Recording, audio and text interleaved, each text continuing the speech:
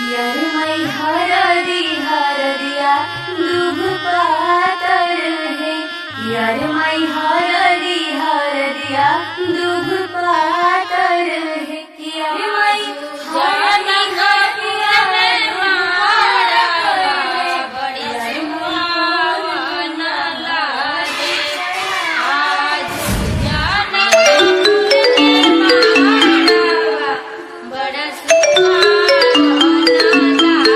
Hello.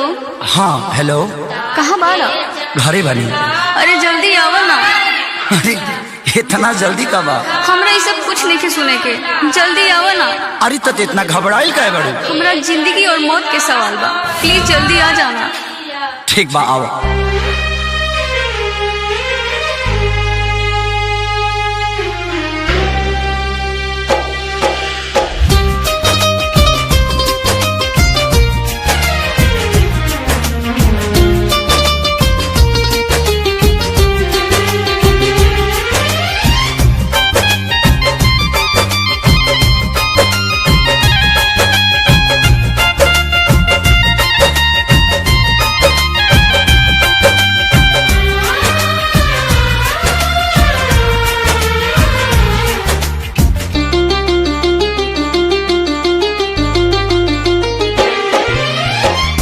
पगली के भइल बाटे पागल के दासा, आज हमरा पता चलल प्रेम के भाषा।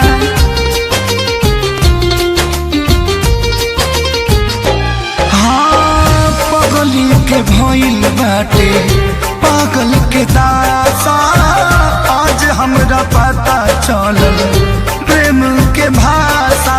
रोते रोते मिले हमसे आयल बड़ी, रोते रोते मिले हमसे आयल बड़ी। हमर जान आज हरदी से लटाइल बड़ी, हमर जाना आज हरदी से लटाइल बड़ी।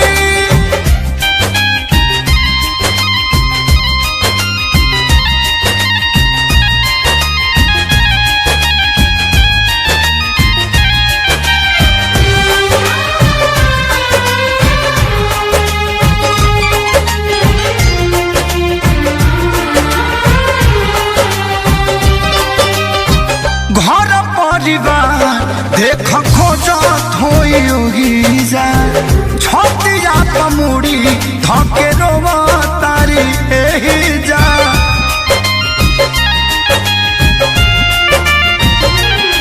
हथवा के मेहंदी मिटावेली इ तो हमरे के समझावेली। अखिया बाल राइल पादा लाइल बड़ी, अखिया बाल राइल पादा लाइल बड़ी। हमर जान आज हरद से लटाइल बड़ी, हमर जाना आज हरद से लटाइल बड़ी।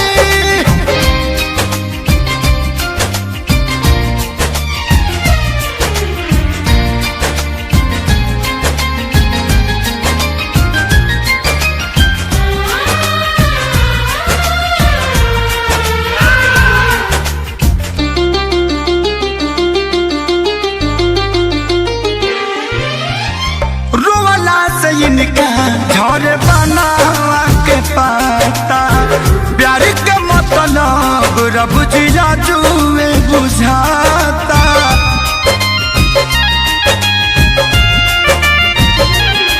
हम इनका से तनिको खफा नहीं थी, काहे की जान बेवफा नहीं थी।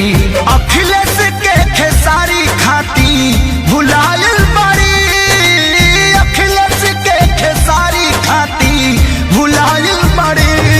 हमर जान आज हरद से लटाइल बड़ी, हमर जाना आज हरद से लटाइल बड़ी।